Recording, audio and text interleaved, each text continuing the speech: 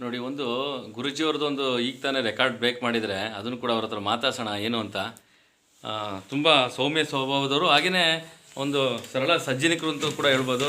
ಸಾರ್ವಜನಿಕರ ಹಿತಾಸಕ್ತಿ ಅಂತ ಹೊಂದಿರುವಂಥದ್ದು ಅವರು ಇದ್ದಾರೆ ಅಂತ ನಾನು ನಿಜವಲ್ಲೂ ಹೇಳ್ತಾ ಇಲ್ಲ. ತಾವು ಬೇಕಾದ್ರೆ ಸಾರ್ವಜನಿಕವಾಗಿ ಬಂದು ಗೊರವನಹಳ್ಳಿಯಲ್ಲಿ ಎಲ್ಲ ಜಾತಿ ಜನಾಂಗಕ್ಕೂ ಇವರು ವಿಶೇಷವಾದಂಥ ಮನ್ನಣೆ ಮತ್ತು ಗೌರವಯುತವಾಗಿ ನಡ್ಕೊಳ್ಳೋಂಥದ್ದು ಕೂಡ ಇಲ್ಲಿ ನೋಡ್ಬೋದು. ಅದನ್ನು ಅವ್ರನ್ನ ಮಾತಾಡ್ಸೋಣ, ಹೋಗೋಣ ಏನು ಪ್ರಶಸ್ತಿ ಬಂತು ಅವ್ರಿಗೆ ಅಂತ.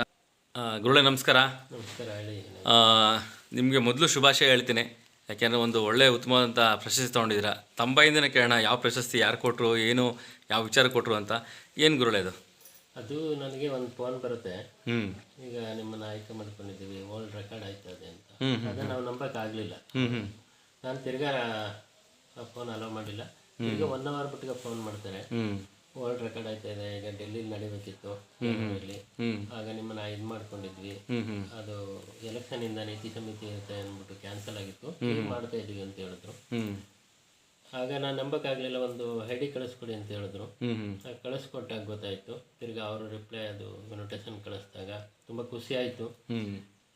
ಈಗ ಯಾವುದೋ ಒಂದು ಹಳ್ಳಿಲಿರುವಂಥ ನನ್ನನ್ನು ಗುರುತಿಸೋರೆ ಅಂತಂದಾಗ ತುಂಬ ಖುಷಿ ಆಯಿತು. ಅದು ಕುಗ್ರಾಮ ಗುರುಳೆ. ಹೌದು. ನಾನು ನಿಮ್ಮೂರ ಬಗ್ಗೆ ಅತಿ ಹೆಚ್ಚು ಸುದ್ದಿಗಳು ಮಾಡ್ತಾ ಇರ್ತೀನಿ ಅವಳನ್ನು. ಹೌದು, ಏಕೆಂದರೆ ನಮ್ಮೂರಿಗೆ ಬಸ್ಸೇ ಇಲ್ಲ. ಹೌದು. ಆ ಬಸ್ ಇಲ್ಲಂತೆ ಇಂಥ ಗ್ರಾಮದಲ್ಲಿ ನಮ್ಮನ್ನು ಗುರುತಿಸೋರೆ ಅಂತಂದಾಗ ನಮ್ಗೆ ತುಂಬ ಖುಷಿ ಆಯಿತು. ಖುಷಿ ಆದಾಗ ರಿಟರ್ನು ಅಲ್ಲಿಗೆ ಹೋದಾಗ ಅಲ್ಲಿ ತಿರ್ಗಾ ಒಂದು ರಾಜ್ಯ ಪ್ರಶಸ್ತಿನ ಮಾಡಿದ್ರು.